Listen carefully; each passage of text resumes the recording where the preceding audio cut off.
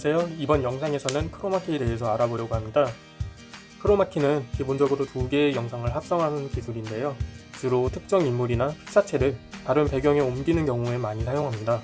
사용 방법으로는 먼저 인물이나 피사체를 초록색 아니면 파란색의 배경 앞에 세워두고 촬영을 한 뒤에 배경의 색을 제거하고 여기에 사용할 다른 배경 영상을 넣으면 크로마키 영상이 완성됩니다. 크로마키에서 사용되는 배경색으로는 주로 초록색과 파란색이 많이 쓰이는데 그 중에서도 초록색이 가장 널리 사용되고 있다고 합니다.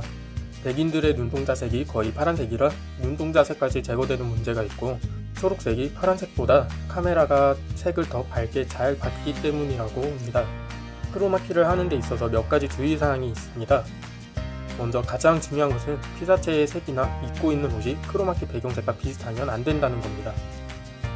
크로마키 배경과 색이 같을 경우에는 색이 피사체의 색 또한 같이 빠져버릴 위험이 있기 때문입니다. 크로마키를 하는 데 있어서 조명도 매우 중요하게 작용합니다. 크로마키에 지나치게 그림자가 생기거나 혹은 과하게 밝은 경우에는 이 또한 원활한 크로마키 효과 적용이 이루어지질 않습니다. 때문에 조명의 빛이 한 곳에 모이기보다는 고르게 퍼져야 하며 피사체가 크로마키 배경에 너무 가까이 있어서 그림자가 지지 않게 합니다. 또한 크로마키 배경의 재질이 빛을 잘 반사하지 않는 재질이어야지 원활한 크로마키 효과가 적용이 됩니다. 이제 다음과 같은 주의사항을 참고하여서 촬영이 완료되었다면 이번에는 편집으로 넘어가 보겠습니다. 프리미어에서의 크로마키 방법은 아주 간단합니다. 먼저 크로마키를 적용할 영상과 배경으로 사용할 영상 두 개가 필요한데요. 크로마키를 적용할 영상을 먼저 타임라인으로 가져와 줍니다. 그 다음에 이펙트 패널로 가서 컬러키를 검색하면 다음과 같이 컬러키 효과가 나오는데요. 이 효과를 크로마키에 적용할 영상에 가져다 놓습니다. 이제 이펙트 컨트롤 패널에 가면 컬러키가 적용되어 있는 것을 볼 수 있습니다. 여기서 키 컬러라고 표시되어 있는 칸에 스포이트를 클릭해 준 다음에 영상의 크로마키 배경의 색을 선택해 줍니다. 그 다음으로 바로 아래에 있는 컬러 토럴렌스의 수치를 높여주시면 이렇게 배경이 검게 되는 것을 볼 수 있습니다. 하지만 과도하게 올릴 경우에는 오히려 피사체까지 지워질 수 있으니 이 수치는 적절히 조절해줘야 합니다. 엣지 띠는 크로마키가 적용된 영역의 경계선을 중심으로 영역을 넓혀주거나 혹은 축소해주는 역할을 합니다. 이렇게 수치를 높일 경우에는 영역이 넓어지면서 피사체까지 사라지는 반면에 수치를 낮추면 필요없는 영역이 다시 보이기도 합니다. 그렇기에 이 또한 영상에 따라서 적절하게 수치를 조절해주는 것이 중요합니다. 마지막 기능으로는 엣지 피더가 있습니다. 이 엣지 피더는 크로마키 영역을 살짝 퍼지면서 부드럽게 혹은 약간 흐릿하게 만들어줍니다. 이런 식으로 말이죠. 하지만 이 기능 또한 과도하게 수치를 올릴 경우에는 필요없는 영역이 나타나니 적절하게 잘 적용해주기 바랍니다. 마지막으로 각 기능들의 수치를 적용해보면서 가장 적절한 수치들로 맞춰줍니다.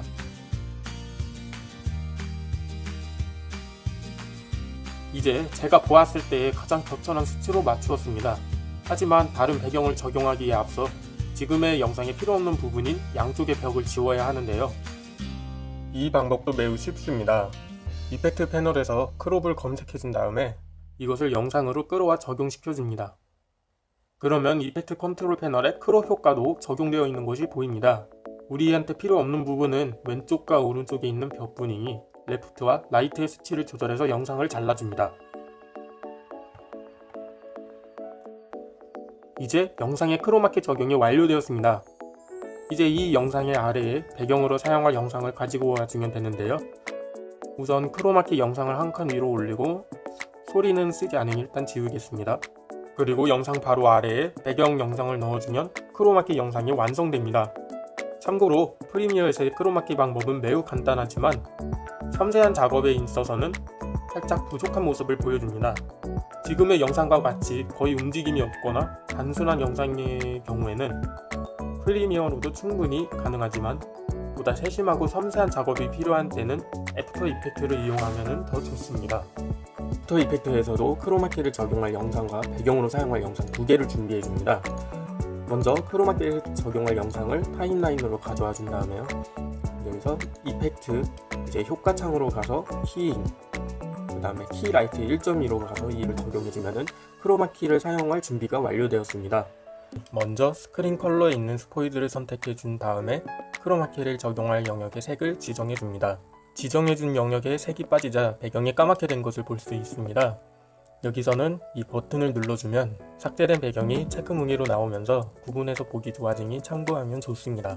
다음으로 스크린 게인에서는 수치를 조절하면서 삭제된 영역의 배경과 농도를 조절할 수 있으니 적절히 먼저 잘 조절해줍니다. 스크린 밸런스는 스크린 컬러에서 선택한 색과 가까운 색상의 영역을 지워주는 역할을 합니다. 이렇게 수치를 높여주면 선택했던 초록색과 가까운 영역의 색들이 빠지는 것을 볼 수 있는데요.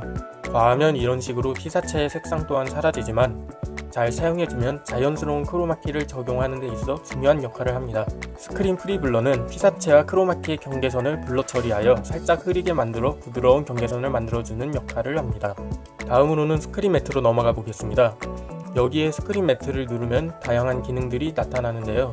하지만 먼저 이 기능들을 사용하기에 앞서 먼저 알려드릴 것이 하나 있습니다. 맨 위로 가면 뷰라고 쓰여있는 칸에 파이널 리서트라고 되어 있는 곳을 스크린 매트로 바꿔주면 다음과 같이 흑백의 영상으로 바뀌는 것을 볼 수 있는데요. 여기서 흑색 부분은 영상에 삭제된 부분을 나타낸 것이고 하얀색 부분은 남아있는 부분을 나타냅니다. 스크린 매트로 영상을 확인할 때는 파이널 리설트에 비해 어디가 삭제되었고 어디가 남아있는지 그러한 부분을 뚜렷이 볼 수 있다는 장점이 있습니다. 다시 스크린 매트 기능으로 돌아가면 클립 블랙과 클립 화이트를 볼 수 있습니다. 클립 블랙은 영상에 검은색으로 표시되어 있는 영역으로 이 수치를 조절하게 되면 삭제되는 영역은 더 넓어지고 좀 더 뚜렷하게 사라지는 것을 볼 수 있습니다. 반면에 클립 화이트는 삭제되지 않은 남은 부분을 더 뚜렷하게 보존하여 피사체를 지켜주는 그런 느낌이라고 보면 됩니다. 스크린 매트 보기에는 크로마키가 굉장히 잘 적용되어 있는 것 같지만은 실제로 결과물도 마찬가지일지는 확인하기 어렵습니다.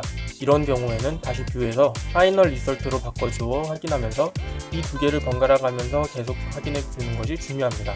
파이널 리설트로 보니 피사체 주변에 어색한 검은 선 같은 것이 보입니다. 물론 이러한 것도 지울 수 있는 기능이 있는데 그것이 바로 스크린 롤백과 스크린 시링크 글로우입니다. 먼저 스크린 롤백은 삭제된 부분과 피사체의 경계선을 조금씩 당겨서 경계선의 불필요한 부분을 지우는 기능이라고 생각하면 좋습니다. 스크린 시링크 글로우는 롤백이랑 비슷하지만 롤백에는 없는 기능이 하나 더 있습니다. 이런 식으로 수치를 높여주면 경계선을 중심으로 회색 선들이 생기는 것을 볼 수 있는데요.